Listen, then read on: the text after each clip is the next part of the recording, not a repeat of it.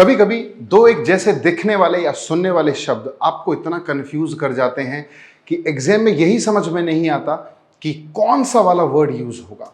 बहुत सारे ऐसे शब्द होते हैं जो एक जैसे मीनिंग रखते हैं, कई बार साउंड रखते हैं, एक बार जैसे कि ये दो शब्द आपको कंफ्यूज कर जाते हैं कौन सा ऑल टुगेदर हमारे काम का है।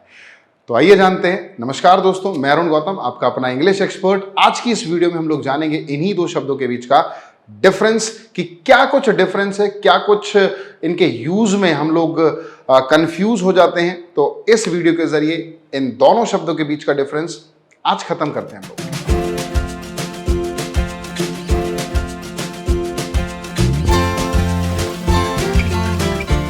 तो जैसा कि आप देख रहे हैं, एक है ऑल टुगेदर AL और टुगेदर साथ में है, बिल्कुल एक साथ साथ, और एक में है ऑल अलग और टुगेदर अलग मेरे बच्चों।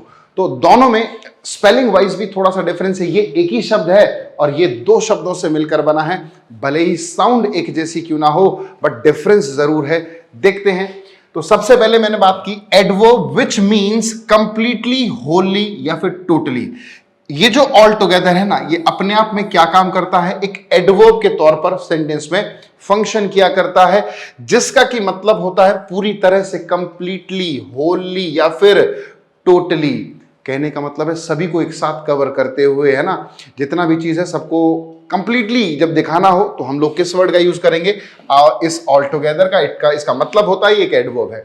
यहां पर जाहिर सी बात है दो शब्द मिल गए। जब भी कभी एक से ज्यादा शब्द होते हैं तो उसको हम लोग क्या बोलते हैं मेरे बच्चों, फ्रेज। ये हम लोग एक वीडियो में सीख चुके हैं। अभी लास्ट में ही मैंने एक वीडियो बनाई थी जिसमें फ्रेज, क्लॉज और सेंटेंस के बीच का डिफरेंस हम लोगों ने जाना था। तो आप फ्रेज जानते हैं क्योंकि ये दो शब्द हैं, इसीलिए हमने इसको क्या बोल दिया, फ्रेज। एक ऐसा फ्रेज है ये जिसका मतलब होता है एवरीथिंग या फिर एवरीवन। जरूरी नहीं कि एवरीथिंग मैंने लिखा, आप लोग यहां पर क्या लिख सकते हैं, एवरीवन भी, विच मीन एवरीथिंग और everyone gathered in a group. एक साथ पूरे ग्रुप को जब दिखाना हो, एक ग्रुप के तौर पर एक से ज्यादा इंडिविजुअल को जब एक साथ असेंबल, गैदर्ड फॉर्म में दिखाना हो तो हम ऑल टुगेदर का यूज करेंगे।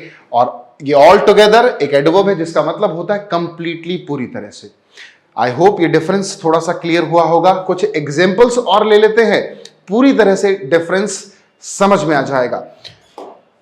ये कुछ सेंटेंसेस मैंने आपके सामने लिखे हैं, फटाफट से एक बार इनको देख लेंगे। पहला सेंटेंस है, the principal said that shorts are banned blank from the dress code. Dress code से पूरी तरह से भाई साहब शॉर्ट्स को हटा दिया गया है, पूरी तरह से। जब पूरी तरह से बात होगी तो यहां पर हम लोग क्या यूज करेंगे, ऑल टुगेदर, एक साथ, है ना, एडवर्ब के तौर पर।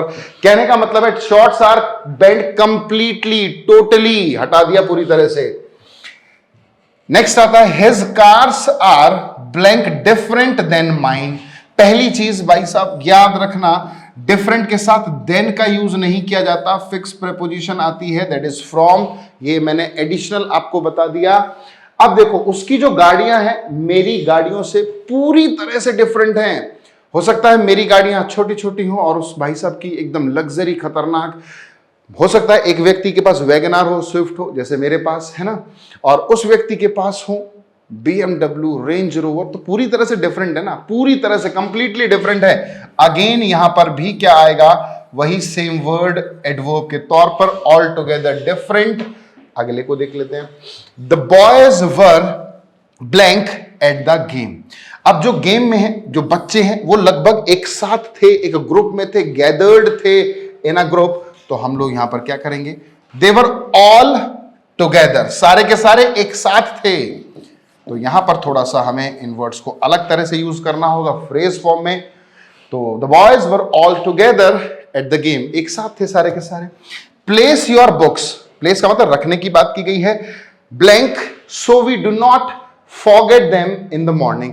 भाई सारी की सारी पुस्तकों को एक ग्रुप में रख दो, ग्रुप बनाकर रख दो, एक साथ रख दो, सो दैट कि हम मॉर्निंग में इनको भूल ना जाएं। तो सभी किताबों को एक साथ रखने की बात हुई है। तो अगेन यहां पर भी क्या आएगा, ऑल टुगेदर, अलग अलग, ठीक है जी, फ्रेज के तौर पर। तो ऑल टुगेदर हम लोग यूज करेंगे। कुछ और सेंटेंसेस मैंने आपके लिए लिखे हैं, we stopped going to the park blank, है ना, हमने पार्क में जाना पूरी तरह से बंद कर दिया है। जैसे कि कोरोना जब आया था तो आप लोगों ने देखा होगा, जो मॉर्निंग वॉक के लिए जाते थे लोग, लाफिंग ग्रुप के हिस्सा थे, पूरी तरह से बंद हो गया था सब कुछ, है ना। तो पार्क में जाना पूरी तरह से बंद कर दिया, कंप्लीटली वाला सेंस आ रहा है। तो ऐसे केस में हम लोग ऑल टुगेदर एक साथ यूज करेंगे। They left for the concert blank so they could sit next to one another. वो कंसर्ट के लिए जल्दी चले गए, सब लोग एक साथ जल्दी चले गए ताकि वो एक साथ बैठ पाए एक दूसरे के अगल बगल में। तो एक साथ सारे के सारे गए थे इन अ ग्रुप, है ना, इकट्ठे होकर। तो इसीलिए यहां पर हम लोग किस वर्ड का यूज करेंगे, ऑल टुगेदर, ठीक है।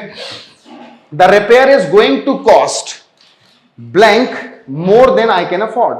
तो जो रिपेयर है वो कंप्लीटली इतनी कॉस्ट करेगी, पूरी मिलकर पूरी कॉस्ट इतनी हो जाएगी जितनी आई कैन अफोर्ड, मोर देन जितनी मैं अफोर्ड कर सकता हूं उससे भी ज्यादा पूरी की पूरी कॉस्ट मिलकर हो जाएगी, कंप्लीटली की बात हुई है।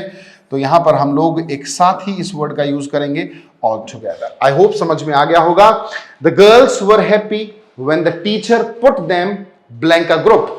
भाई लड़कियां खुश हो गई जब टीचर ने उन सभी को एक साथ इकट्ठा करके एक ग्रुप में बैठा दिया। एक साथ इकट्ठा करके, तो भाई साहब इन दोनों शब्दों को अलग अलग कर दो। जब एक साथ इकट्ठे की बात होगी ना तो शब्द अलग अलग हो जाएंगे भाई साहब, ऑल टुगेदर। चलो जी अगले वर्ड पर देख लेते हैं।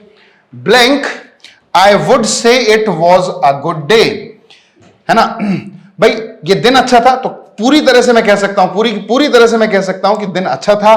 तो हम लोग क्या कह सकते हैं, totally completely I would say it was a good day, है ना।